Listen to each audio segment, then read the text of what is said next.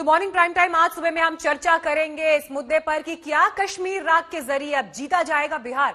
इसकी हम शुरुआत करेंगे, मेहमानों से चर्चा करेंगे, लेकिन इस वक्त एक बड़ी खबर भी आ रही है हाथरस से हमारे पास। हाथरस केस में सीबीआई आज परिवार और गवाहों से सवाल जवाब करेगी, साथ ही चारों आरोपियों को रिमांड पर लेने के लिए कोर्ट में अर्जी डालेगी। तो ये एक अहम डेवलपमेंट इस वक्त सीबीआई इन्वेस्टिगेशन को लेकर। आपको बता दें कल भी सीबीआई गांव पहुंची थी और कल पहला दिन था जब सीबीआई इस केस को हाथ लेने के बाद गांव पहुंची और 3 ऐसे स्पॉट्स थे, 3 जगह थी जहां का मुआयना सीबीआई ने किया था।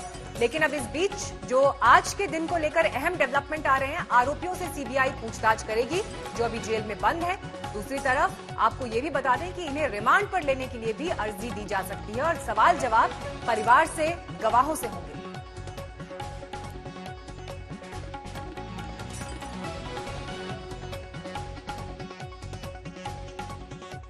और आइए अब करते हैं चर्चा की शुरुआत। क्या कश्मीर राज से जीतेंगे बिहार?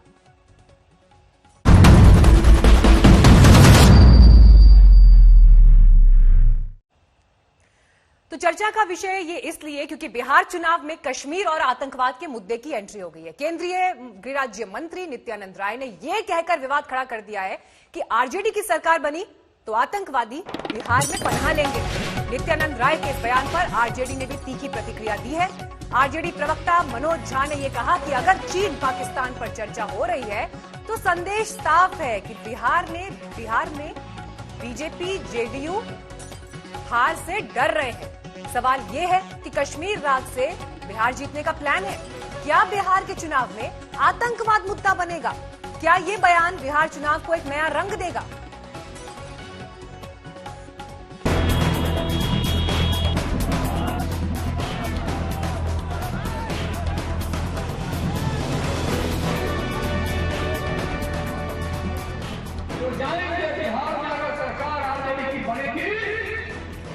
कश्मीर से जिस आतंकवादी को सफाया कर रहे हो बिहार मिलेगा।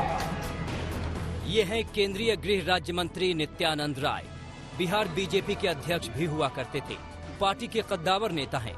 इन्हें अच्छी तरह पता है कि जब जनता नेता के कामकाज से बेहद खफा हो तो कौन सा दांव खेला जाता है।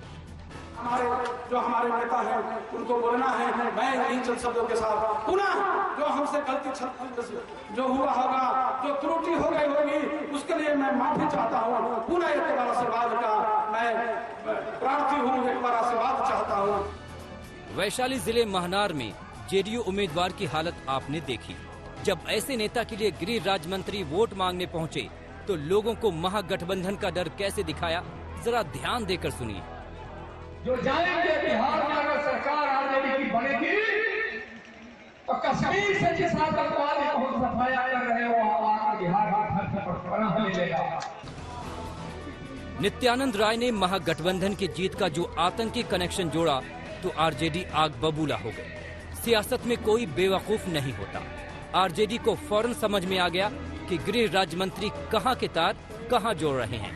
लिहाजा आरजेडी ने पलटवार किया, सीधे पीएम मोदी पर निशाना साधा और पूछा ऐसे गृह मंत्री क्यों बनाए जो गृह युद्ध जैसे हालात पैदा कर रहे हैं।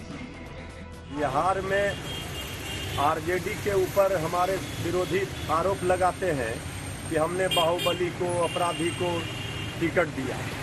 अरे जिसके घर में खुद खिड़की दरवाजे शीशे के होते हैं, दूसरे के घरों में पत्थर नहीं फेंकते हैं। जेडीयू अपने गिरेबान में झांके बीजेपी। बहरहाल अब चुनाव प्रचार के दौरान उन सभाओं की तस्वीर भी देख लीजिए जहां खुद केंद्रीय मंत्री भी मौजूद रहते हैं। ये तस्वीरें महनार की हैं। 2 गज की दूरी का जुमला बस दस्तावेजों और कागजी आदेशों का हिस्सा है। नेताओं और समर्थकों पर चुनावी रंग ऐसा चढ़ा है कि वो कोरोना के कायदे कानून भूल गए हैं। चुनावी सभा में हजारों की भीड़ उमड़ रही है और माला पहनने की होड़ में नेता सोशल डिस्टेंसिंग का मंत्र भूल रहे हैं। वैशाली के बाद केंद्रीय गृह राज्य मंत्री उड़न खटोले में सवार होकर समस्तीपुर पहुंचे।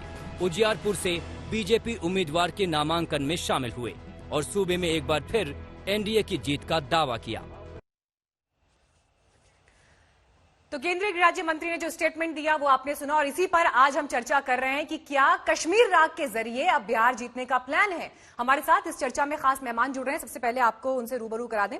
हमारे साथ मृत्युंजय तिवारी हैं, आरजेडी के प्रवक्ता। बीजेपी से हमारे साथ सैयद जफर इस्लाम साहब जुड़ गए हैं। आप राज्यसभा के सांसद भी हैं, राष्ट्रीय प्रवक्ता हैं बीजेपी के। असीम वकार हमारे साथ एआईएमआईएम से हैं। अजय कुमार हमारे साथ एलजेपी से हैं और कांग्रेस पार्टी से अजय उपाध्याय जी जुड़ गए हैं हमारे साथ। आप सभी का बहुत बहुत स्वागत है। जफर इस्लाम जी, मैं शुरुआत आपके साथ ही करूंगी। देखिए, पूरा देश बहुत गंभीरता के साथ केंद्रीय गृह राज्य मंत्री को सुनता है।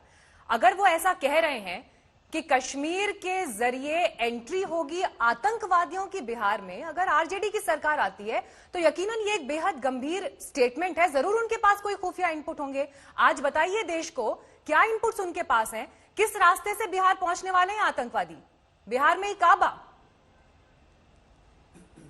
देखिए मीनाक्षी जी, आपको भी देश के हालात मालूम है और आपको ये पता है कि कश्मीर में क्या हो रहा है, किस तरह से आतंकवादी जो है कहीं ना कहीं देश के अलग अलग कोने में जाके छिपना चाहते हैं।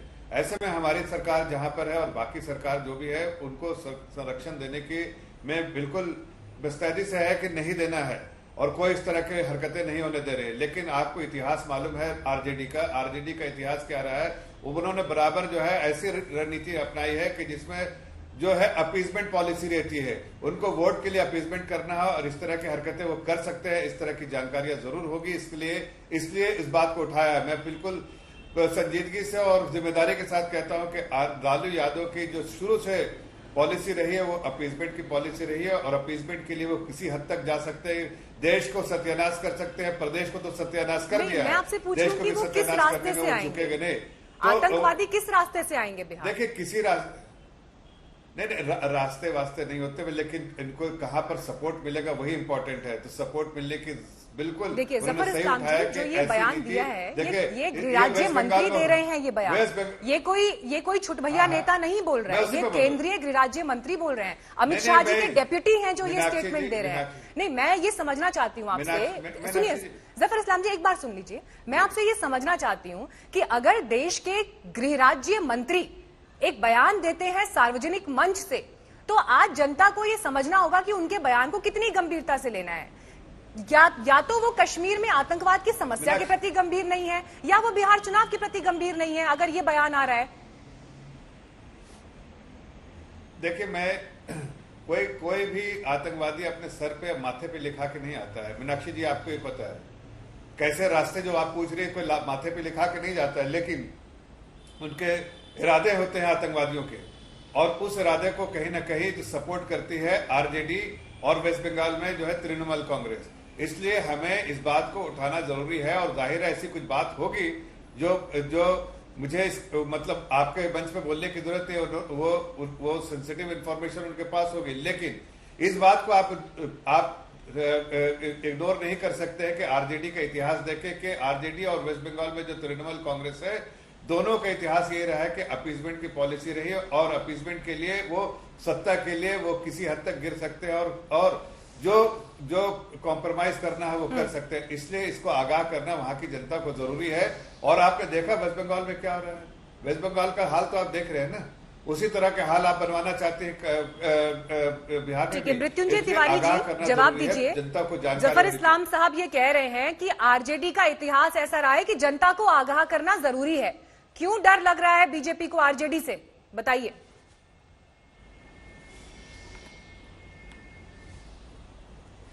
हमारे माननीय प्रधानमंत्री जी को बिहार वासियों से माफी मांगनी चाहिए। इस तरह के बयान का मतलब है आरजेडी आज सबसे बड़ी पार्टी है बिहार विधानसभा में।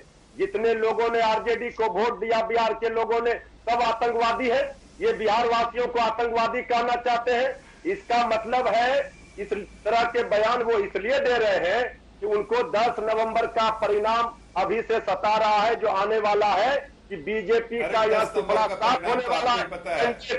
अरे आप बोल रहे थे तो हम सुन रहे थे ना। हमें कंप्लीट करने दीजिए। बोलिए मृत्युंजय, बोलिए जी। हमें आतंकवादी कह रहे हैं, हमें बोलने भी नहीं दे रहे हैं। ऐसे थोड़ा होता है जफर इस्लाम जी। अरे कौन रोक रहा है? बोलिए, मैं तो चुप हूँ भाई। अब इतना परेशान क्यों है? बोलिए ना। अरे बोलिए ना, तनिक बोलिए। काहे को ठीक है, चिंता कर मृत्युंजय रहे हैं? तिवारी जी आप बोलिए, सुन रहे हैं, सब मैं तो आपको चुप सुन रहे हैं, हूं। बोलिए। बिहार के लोगों को आतंकवादी कहा है। पहले आपके देवेंद्र फडणवीस ने कहा, जो माननीय मुख्यमंत्री थे महाराष्ट्र के, बिहार के चुनाव प्रभारी है, कि बिहार का नौजवान तमंचे हाथों में लेकर घूमता है। ये तमंचे पर डिस्को वाले ये बीजेपी के लोग हैं, और आतंकवादी कश्मीर तो संभल नहीं रहा है। केंद्रीय गृह राज्य मंत्री का बयान है, मैं इसकी जवाब दूंगा इसको। हाँ बिल्कुल, मैं आऊंगी आपके पास, उन्हें कंप्लीट करने दीजिए पहले। गृह युद्ध कराना चाहते हैं, ये माहौल खराब करना चाहते हैं, ये रोजगार पर बात नहीं करते हैं, ये महंगाई पर बात नहीं करते हैं, गरीब की बदहाली पर बात नहीं करते हैं, मजदूरों के पलायन पर बात नहीं करते हैं। बिहार की तरफ फिसड्डी है, अपराध में नंबर 1 है, इस पर बात नहीं करते हैं। 60 घोटाले हुए, भ्रष्टाचार हुआ, इस पर बात नहीं करते हैं। विशेष राज्य का दर्जा क्यों नहीं मिला बिहार को, इस पर बात नहीं करते हैं। चलिए ये ठीक है, जफर इस्लाम जी आप जवाब दीजिएगा, लेकिन ये सारे मुद्दे जो मृत्युंजय तिवारी यहाँ पर गिना रहे हैं, जो बिहार चुनाव के कोर मुद्दे हैं, जो बिहार की जनता से जुड़े हुए हैं, उन मुद्दों पर बात होने की बजाय कश्मीर के आतंकवादियों का जिक्र हो जाता है एक सभा में, और केंद्रीय राज्य मंत्री इस बात का जिक्र करते हैं। अजय कुमार जी, आप इस बयान से क्या सहमत हैं? आपकी पार्टी क्या इस बयान से सहमत है? बताइए। कोई बिहार का आदमी इस बयान से सहमत नहीं होगा। नेता रामविलास पासवान जी ने पुलवामा हमले पर लोक जनशक्ति पार्टी का आतंकवाद पे क्या स्टैंड है पत्र लिख करके प्रधानमंत्री को स्पष्ट कर दिया था, और हमारा यह मानना है कि जम्मू कश्मीर की पूरी समस्या आतंकवाद की समस्या है, और आतंकवाद न कोई अच्छा होता है, न बुरा होता है, न हिंदू होता है, न मुसलमान होता है। दूसरी बात, जो चिराग पासवान जी ने भी पत्र लिखकर प्रधानमंत्री से अपील की थी, इस सेना की गोली तब तक नहीं रुकनी चाहिए जबकि भारत की इस धरती पर एक भी आतंकवादी जिंदा है। मैं उन्हीं बयानों के आधार पर आज आपके चैनल से सहमत नजर आना चाहता हूं, जो आपने पूछा है अभी यहाँ पे, कि आखिर बिहार में मौजूदा सरकार और आरजेडी की सरकार का आतंकवाद के नाम पर क्या स्टैंड है, वो स्पष्ट करें। बीजेपी का विरोध करेंगे आप इस बयान पर? बीजेपी का विरोध करेंगे इस बयान पर? सार्वजनिक मंच से आप इस बयान का विरोध करेंगे? बीजेपी का विरोध करने का सवाल जरूर उठेगा अगर वो प्रधानमंत्री जी के दिखाए गए आतंकवाद के रास्ते पर पुलवामा गलवान से अलग जाएगी अगर बिहार की भारतीय जनता पार्टी, तो निश्चित तौर पर लोक जनशक्ति पार्टी उनका विरोध करेगी, सशक्त विरोध करेगी। आसिम बकार जी, प्रधानमंत्री द्वारा आसिम बकार जी रास्ते पर हैं, बोलिए, क्यों हो रही है कश्मीर राग की एंट्री बिहार में? सेना की क्या वजह है? से आतंकवाद समाप्त नहीं होगा, वो लोक जनशक्ति पार्टी भाजपा का। आसिम बकार जी, क्यों हो रही है एंट्री कश्मीर राग की?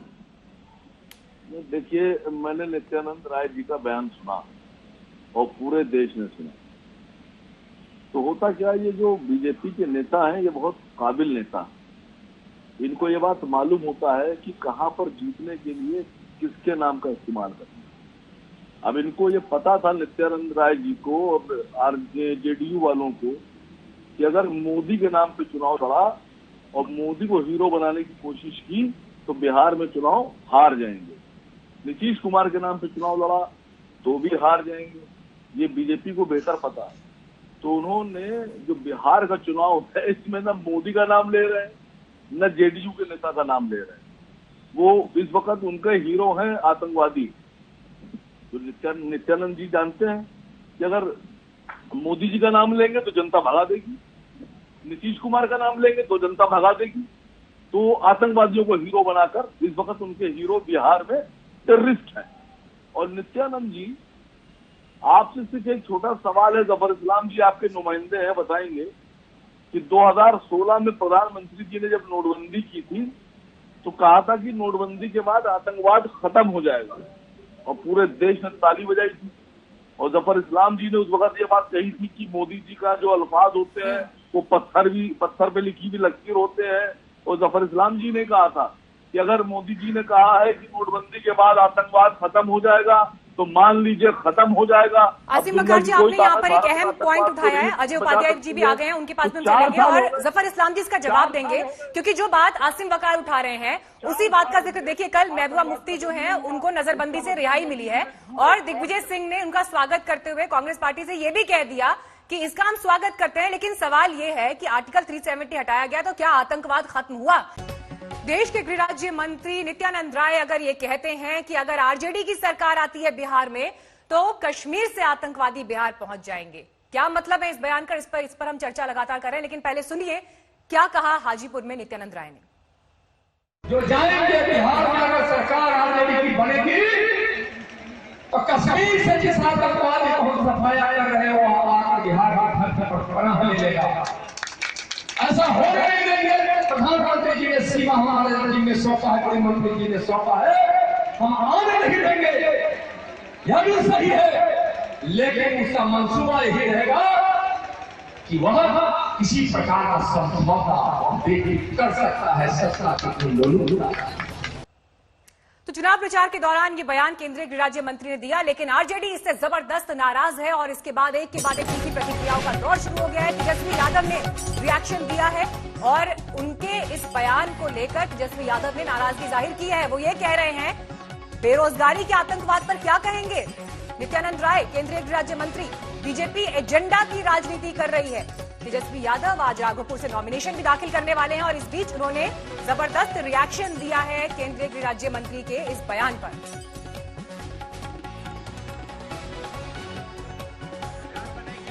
अगर आपकी सरकार बनी तो बिहार में आतंकवादी आएंगे। बिहार में 46.6 बेरोजगारी दर है।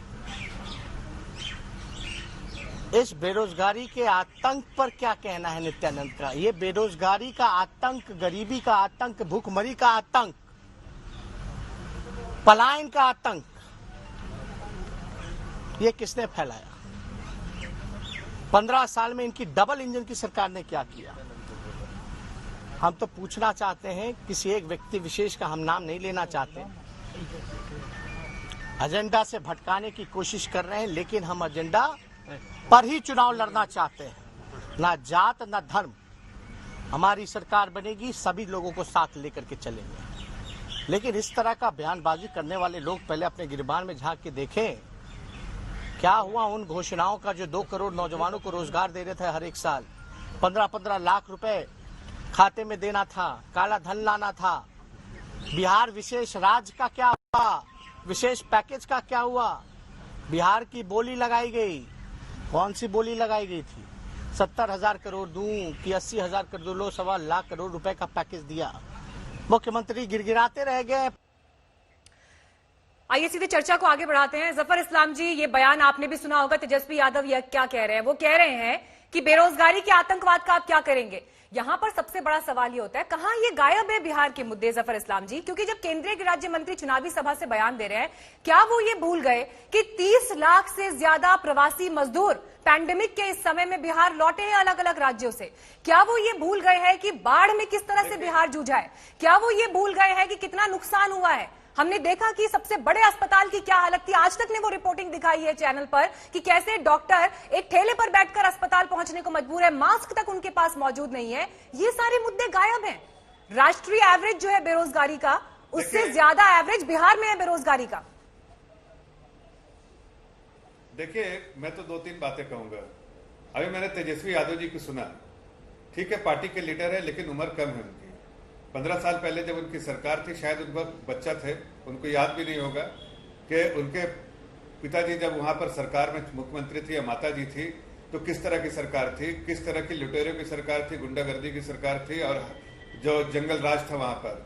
पूरे प्रदेश में आप कोई आदमी सहम के रोड पे घूमता था। कोई आदमी अगर कोई छोटी सी चीज भी खरीद लिया तो इनकी आंखें इतनी तेज थी कि घर तक पहुंच जाते थे और अपना नाम लिख देते थे उस पर और घर से उनको ये अब उस आप जिन 15 सालों का जिक्र कर रहे हैं, देखिए हमें समझने की जरूरत है जिस बात का आप जिक्र कर रहे हैं जफर इस्लाम जी। अरे एक मिनट, जनता ने उन्हें सत्ता से बाहर किया ना। सुन लीजिए मेरी बात, एनडीए को सौंपी ना सत्ता, एनडीए को सौंपी सत्ता। मेरी बात तो सुन लीजिए, मेरी बात तो सुन लीजिए, पूरी बात खत्म होने दिए, बीच में टोक ठीक है। अरे अभी काय को क्यों पेट में दर्द हो रहा है जब मैं बोल रहा हूँ? तो पेट में क्यों दर्द हो रहा है भैया? मृत्युंजय जी आपके पास में आ रही हूँ, मृत्युंजय जी आपके पास में आ रही हूँ, एक बार सुन लेते हैं। तिवारी जी रुकिए, सुन लेते हैं, पहले उन्हें आंसर कंप्लीट कर दीजिए। कोई याद नहीं होगा, कोई किसी को सुन नहीं पाएगा। जफर इस्लाम जी जवाब दीजिए, बेरोजगारी के आतंकवाद पर क्या जवाब है सरकार का? कह रहे आज एक मिनट, मैं सब बातें पाऊंगी। आज टीवी के जरिए आप बहुत सारी चीज दिखा सकते हैं, तो ये गुंडागर्दी नहीं चलेगी। तो ये कहीं ना कहीं इस चीज का इस्तेमाल करना चाहते हैं। ये जरूर है कि आरजेडी जो है वो किसी हद तक गिर सकती है, और वहां पर जिस तरह से तृणमूल कांग्रेस जिस तरह से अपीसमेंट की पॉलिसी और आतंकवादियों को समर्थन देने के लिए तैयार है, सत्ता के लिए ये भी कर सकती है। इसलिए हमारी रिस्पॉन्सिबिलिटी है कि हमें बताना है प्रदेश की जनता को कि सावधान, ये वो लोग हैं जो प्रदेश की जनता को जीने नहीं देते थे, और अगर आ गए तो फिर अब आतंकवादियों का यहाँ पर सरगना सब यहाँ पर जो है आरजेडी से ही उभरेगा, और कश्मीर से आएगी। मृत्युंजय तिवारी जी, आप इसका जवाब दीजिएगा। एक बार मैं चर्चा में अजय उपाध्याय जी को भी ले आऊं, वो बहुत देर से इंतजार कर रहे हैं। अजय जी, मैं चाहूंगी आप जो अभी तक की चर्चा में उस पर तो रिएक्शन दीजिएगा, लेकिन देखिए एक बड़ा सवाल ये भी है कि कांग्रेस पार्टी इस वक्त कहां खड़ी है। ऐसा लग रहा है कि कंफ्यूजन का स्टेट दिखाई दे रहा है। बाकी जो खिलाड़ी हैं मैदान में, उन्होंने तो अपनी पिच सेट कर ली है, वो तो तैयार है उन्हें कैसे लड़ना है, लेकिन कांग्रेस पार्टी का कंफ्यूजन तो ये है कि 70 सीटें कौन सी हैं जिस पर चुनाव लड़ रहे हैं, इस पर भी अभी क्लैरिटी नहीं है। नहीं, ये प्रश्न नहीं है। आज आपका जो विवाद है और जो आज मुद्दा है, उस मुद्दे पर ही बात होनी चाहिए। हालांकि आपने प्रश्न किया है तो उत्तर आप जान लें।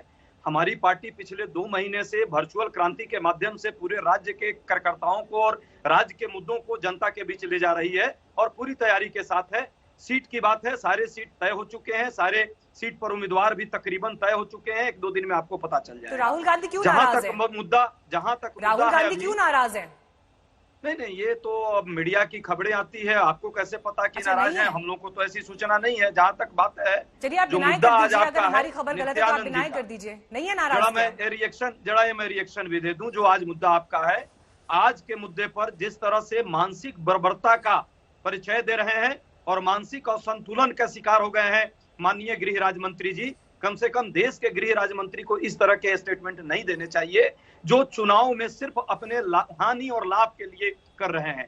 बिहार में बेरोजगारी की बात नहीं हुई, बिहार में गरीबों के उत्थान की बात नहीं हुई, हिंसा और जिस तरह से मासूमों के साथ बलात्कार देश में और बिहार में हो रही है, उस पर बात करते तो ज्यादा अच्छा होता। ये कंफर्म हो चुका कि खिलाड़ी अब मैदान से भाग चुके हैं, इनके पास कोई मुद्दा नहीं है, और बिहार की राजनीति में जनता भी इनको समझ चुकी है। मृत्युंजय तिवारी जी को लाइए चर्चा में। मृत्युंजय तिवारी जी में कैसे कहा था इन्होंने? अजय उपाध्याय जी यहाँ पर बड़े सवाल उठा रहे हैं कि उनके पास तो कोई मुद्दा नहीं बचा, लेकिन मैं आपसे आरजेडी पर ही सवाल पूछूंगी। देखिए, जब चुनाव की तारीखों का ऐलान हुआ तो उस समय तेजस्वी यादव जी ने ये स्टेटमेंट दिया, हमारी लड़ाई केवल बीजेपी से है, जनता इस चुनाव में सांप्रदायिक ताकतों को सबक सिखाएगी, ये उनका स्टेटमेंट था। लड़ाई कह रहे हैं वो कि उनकी लड़ाई केवल बीजेपी से है, वो जेडीयू को भी नहीं मान रहे मैदान में, केवल बीजेपी से है। बीजेपी ने तो अपना दांव खेल दिया है, लेकिन सवाल ये है कि आप भी तो अपनी ताकत को बढ़ाने में फेल हुए हैं। जिन 6 पार्टियों ने मिलकर एक अलग अलायंस बना लिया, कहीं ना कहीं तेजस्वी यादव की लीडरशिप उनको नहीं मंजूर थी, इसलिए वो अलग चले गए। हम देख रहे हैं पार्टी के पोस्टर पर सबसे मुखर तौर पर उभर कर दिखाई देते हैं तेजस्वी यादव। लालू यादव जी को भी आपने तस्वीरों से पोस्टर से गायब कर दिया है। देखिए मीनाक्षी जी, पूरा देश दुनिया जानती है कि आदरणीय लालू प्रसाद जी व्यक्ति नहीं विचारधारा बन चुके हैं, और लालू प्रसाद जी के ही लाल है श्री तेजस्वी यादव जी, जो लालू प्रसाद जी के विचारों की लड़ाई लड़ रहे हैं। और अकेले इस नौजवान ने पूरे एनडीए के बड़े धुरंधरों को दिग्गजों को पानी पिला दिया है। अरे पोस्टर से क्यों हटा दिया भैया, ये तो बता दीजिए प्रदेश की जनता को। आपने उनको दरकिनार किया, निकाल के फेंक दिया, आरजेडी के पोस्टर से निकाल के फेंक दिया, इसलिए कि उनकी छवि जो है चोर चप्पे की छवि है, उसकी छवि सबको मालूम है किस चीज की छवि है, सबको मालूम है। वो करप्शन वाली छवि है, वो गलत काम को बढ़ावा देने वाली है, वो सत्ता के लालच में कुछ भी गलत काम करने की छवि है। इसलिए आपने उसको हटा दिया ना। लालू यादव की विचारधारा से तो लोगों को डर है, उसी विचारधारा से तिवारी जी, देखिए ये तस्वीर पूरे देश के सामने है कि जो 15 साल का राज था आरजेडी का, उससे अलग अब जब तेजस्वी यादव मैदान में है तो उनकी तरफ से भी एक कोशिश ये दिखाई दे रही है कि उन 15 सालों से उनकी सोच, उनके विजन की तुलना ना हो। एक तरह से वो नई शुरुआत करना चाहते हैं। ये एक छवि जो है वो खुद आरजेडी और तेजस्वी यादव जी की तरफ से दिखाई दे रही है जमीन पर। तो मुझे ये बताइए कि जब ये नई शुरुआत ही हो रही थी तो क्यों अपनी ताकत से कॉम्प्रोमाइज किया है तेजस्वी यादव ने? जिन 6 दलों के साथ आप आ सकते थे और बड़ी मजबूती से एनडीए का सामना कर सकते थे, बीजेपी और जेडीयू का, क्यों वहां पर चूक गए? देखिए मीनाक्षी जी, लोकतंत्र में राजनीतिक दलों की नेताओं की ताकत होती है जनता, और देश की 12 करोड़ जनता तेजस्वी यादव जी के नाव पर सवार है। और जो तेजस्वी यादव जी के नाव में छेद करने वाले थे और नाव डुबाने वाले थे, वो लोग सब बाहर जनता ने कर दिया।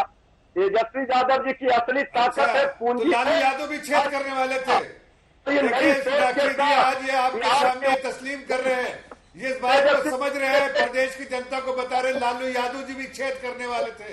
इसलिए कि लालू यादव जी की जो विचारधारा है जिसके बारे में कह रहे हैं वो वही विचारधारा से हम बोलने दीजिए ना। देखिए आप बोल रहे हैं वो स्काइप से जुड़े हुए हमारे साथ, आवाज कट रही है। जफर इस्लाम जी प्लीज उनको आंसर कंप्लीट करने दीजिए, मैं आपके पास आऊंगी। मृत्युंजय जी बोलिए। जफर इस्लाम जी 10 नवंबर को आपका अंत हो जाएगा। झारखंड दिल्ली में आपने देख लिया ना। चलिए ठीक है, 10 नवंबर को अंत हो जाएगा, ये आरजेडी की तरफ से स्टेटमेंट आ रहा है। वकार साहब, जिस तरह से ये तीसरा फ्रंट बनकर जो उभरता हुआ दिखाई दे रहा है, टक्कर लेने में कितना कामयाब होगा और कितने वोट कटेंगे? आरोप तो आपके ऊपर भी लग रहे हैं, वोटों के ध्रुवीकरण का प्रयास है। वकार साहब देखिए, तीसरा फ्रंट जो है वो आ रहा है बिहार की तरक्की के लिए। ऐसा नहीं है कि बिहार ने लालू यादव और तेजस्वी साहब के फादर को या उनके पिताजी को मौका नहीं दिया। 15 साल ये भी रहे भारतीय जनता पार्टी के साथ, एनडीए ने भी हुकूमत 15 साल की है, लेकिन दोनों की हुकूमत में बिहार को ना तो तरक्की मिली, ना विकास मिला, ना बिहार के लोगों को नौकरी मिली, ना रोजगार मिला। आज भी बिहार का जो मजदूर है वो बिहार छोड़कर बाहर जाने पर मजबूर हो रहा है। लेकिन हम आपको यकीन दिलाते हैं कि जिस तरह से हैदराबाद में मजलिस इत्तेहादुल मुस्लिमीन काम करती है, आपको पूरे हिंदुस्तान में हैदराबाद का माइग्रेंट कहीं नहीं मिलेगा। पूरे हिंदुस्तान में हैदराबाद का एक भी लेबर, एक भी मजदूर, एक भी आदमी कहीं काम करता नहीं मिलेगा। बाकी के लोग हैदराबाद जाते हैं, चाहे पढ़ने जाते हो, चाहे इलाज कराने जाते हो, चाहे नौकरी करने जाते हो। मैं आपको यकीन दिला रहा हूं कि जिस तरह से हैदराबाद में इज्जत और एहतराम के साथ सभी को सम्मान दिया जाता है, वैसे ही बिहार में सरकार बनाने के बाद बिहारियों को भी पूरे हिंदुस्तान में वही सम्मान दिया जाएगा। और इस बीच ये तस्वीरें भी, वकार साहब एक सेकंड रोक रही हूँ आपको, तस्वीरें भी हम दिखा रहे हैं इस वक्त सीधे पटना से। ये लाइव तस्वीरें हमें मिल रही हैं। आज तेजस्वी यादव नॉमिनेशन भी फाइल कर रहे हैं, तो सुनते हैं परिवार क्या कहते हैं। मिस कर रहे हैं लालू जी को, मिस कर रहे हैं लालू जी को, मिस कर रही है मैडम। बिहार के जनता मिस कर रहा है, लेकिन जो बात परिवार बिहार के जनता पार्टी सब मिस कर रहा है। चलो क्या आशीर्वाद, फोटो विजय तेजस्वी भवा, विजय भवा बोल रही है।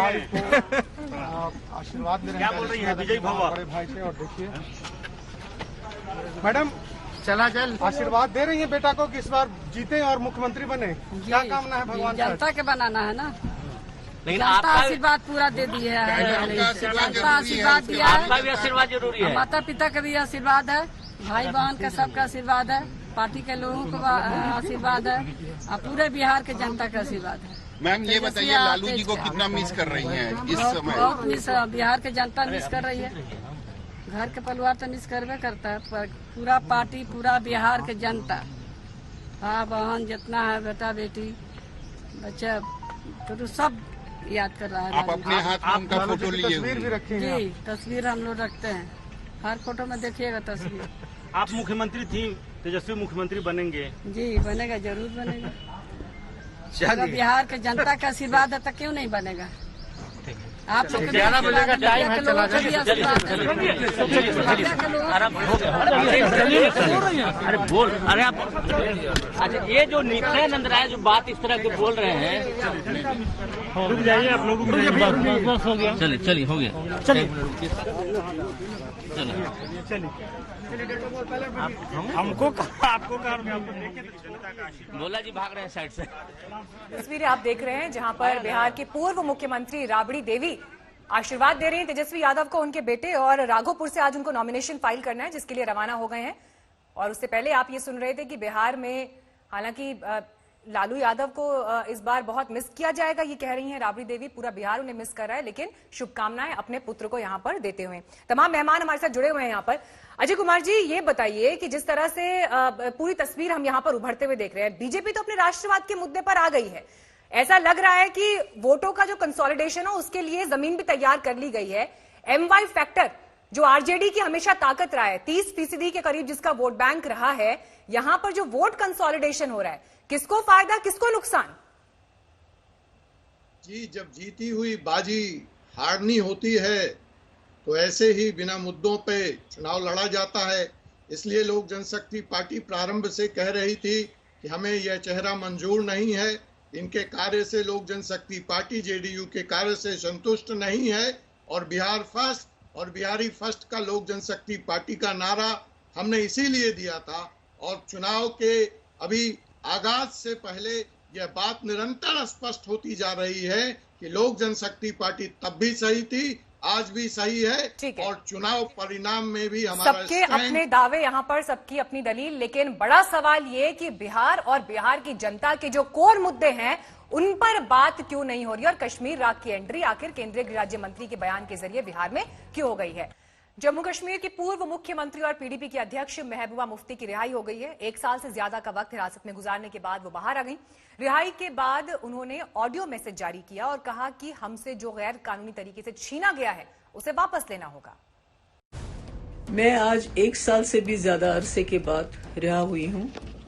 इस दौरान 5 अगस्त 2019 के काले दिन का काला फैसला हर पल मेरे दिल और रूह पे वार करता रहा। ये आवाज जम्मू कश्मीर की पूर्व मुख्यमंत्री और पीपल्स डेमोक्रेटिक पार्टी यानी पीडीपी की अध्यक्ष महबूबा मुफ्ती की है। महबूबा मुफ्ती का ये ऑडियो संदेश उनकी रिहाई के फौरन बाद आया। महबूबा मुफ्ती को अनुच्छेद 370 हटाए जाने से पहले हिरासत में लिया गया था। 1 साल से ज्यादा वक्त तक वो हिरासत में रहीं और अब जाकर उनकी नजरबंदी खत्म हुई है। केंद्र शासित प्रदेश जम्मू कश्मीर ने उन्हें रिहा करने का फैसला किया। हिरासत खत्म होने के फौरन बाद महबूबा मुफ्ती ने ऑडियो संदेश जारी किया और कश्मीर की आवाम को संबोधित किया। मैं आज 1 साल से भी ज्यादा अरसे के बाद रिहा हुई हूँ। इस दौरान 5 अगस्त 2019 के काले दिन का काला फैसला हर पल मेरे दिल और रूह पे वार करता रहा, और मुझे एहसास है कि यही कैफियत जम्मू कश्मीर के तमाम लोगों की रही होगी। हम में से कोई भी शख्स उस दिन की डाकाजनी और बेइज्जती को कतन भूल नहीं सकता। अब हम सबको इस बात का इरादा करना होगा कि जो दिल्ली दरबार ने 5 अगस्त को गैर आईनी, गैर जमहूरी, गैर कानूनी तरीके से हमसे छीन लिया, उसे वापस लेना होगा। बल्कि उसके साथ साथ मसले कश्मीर, जिसकी वजह से जम्मू कश्मीर में हजारों लोगों ने अपनी जानें निशावर की, उसको हल करने के लिए हमें अपनी जदोजहद जारी रखनी होगी। मैं मानती हूं ये राह कतन आसान नहीं होगी, लेकिन मुझे यकीन है कि हम सब का हौसला और अज़म ये दुश्वार रास्ता तय करने में हमारा मुआविन होगा। आज जबकि मुझे रिहा किया गया है, मैं चाहती हूं कि जम्मू कश्मीर के जितने भी लोग मुल्क के मुख्तलिफ जेलों में बंद पड़े हैं, उन्हें जल्द से जल्द रिहा किया जाए।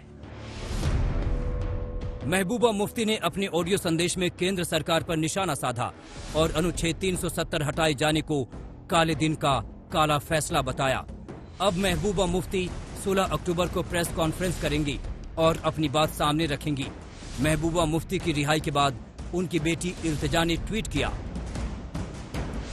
आखिर महबूबा मुफ्ती की गैर कानूनी हिरासत खत्म हो गई। मैं उन सभी का शुक्रिया अदा करना चाहूंगी जिन्होंने मुश्किल वक्त में मेरा साथ दिया। पूर्व मुख्यमंत्री और नेशनल कॉन्फ्रेंस के नेता उमर अब्दुल्ला ने भी ट्वीट कर खुशी जाहिर की है। उमर अब्दुल्ला ने महबूबा का स्वागत करते हुए अपने ट्वीट में लिखा कि मुझे ये सुनकर खुशी हुई कि करीब 1 साल से ज्यादा का वक्त हिरासत में गुजारने के बाद महबूबा मुफ्ती साहिबा रिहा हो गई हैं। उन्हें लगातार हिरासत में रखा जाना लोकतंत्र के मूल सिद्धांतों के खिलाफ था। एक के बाद एक कई नेताओं ने महबूबा मुफ्ती की रिहाई का स्वागत किया है।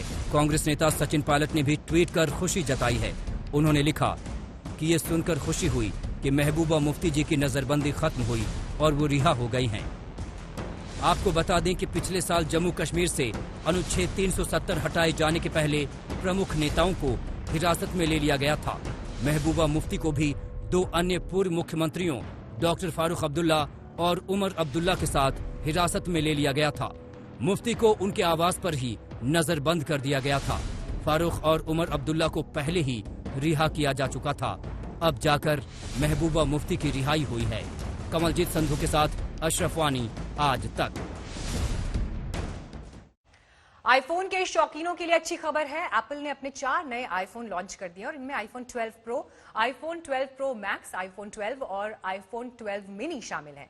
हर साल एप्पल सितंबर के महीने में अपने नए फोन लॉन्च करता था, लेकिन इस बार कोरोना की वजह से इस लॉन्चिंग में देरी हुई।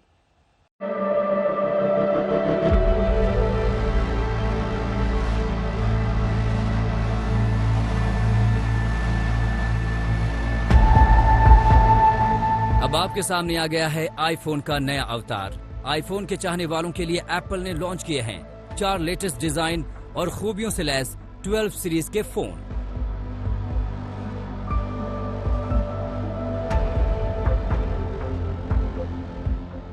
एप्पल ने अपने हाई स्पीड इवेंट के दौरान iPhone 12 pro, iPhone 12 pro max, iPhone 12 और आईफोन 12 मिनी को लॉन्च कर दिया है।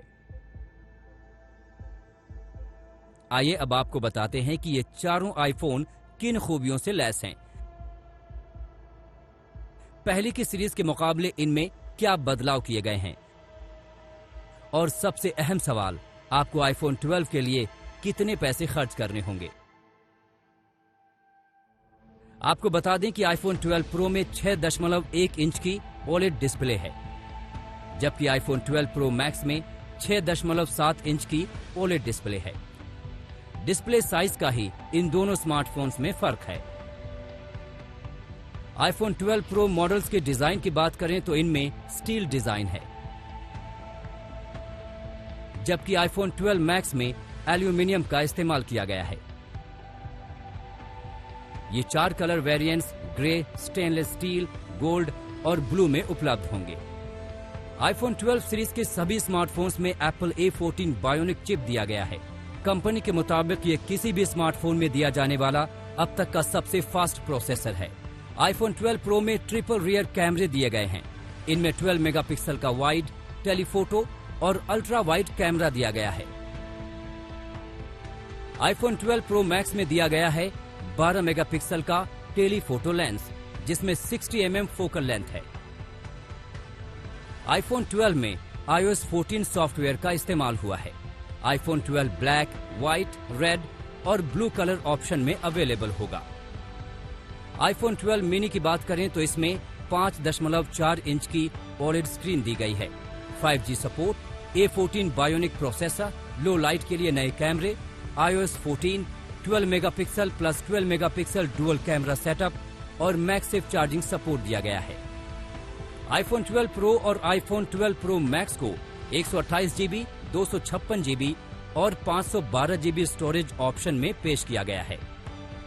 अब बात रही इनकी कीमत की, तो आईफोन 12 मिनी पाने के लिए आपको 69,900 रुपए खर्च करने होंगे।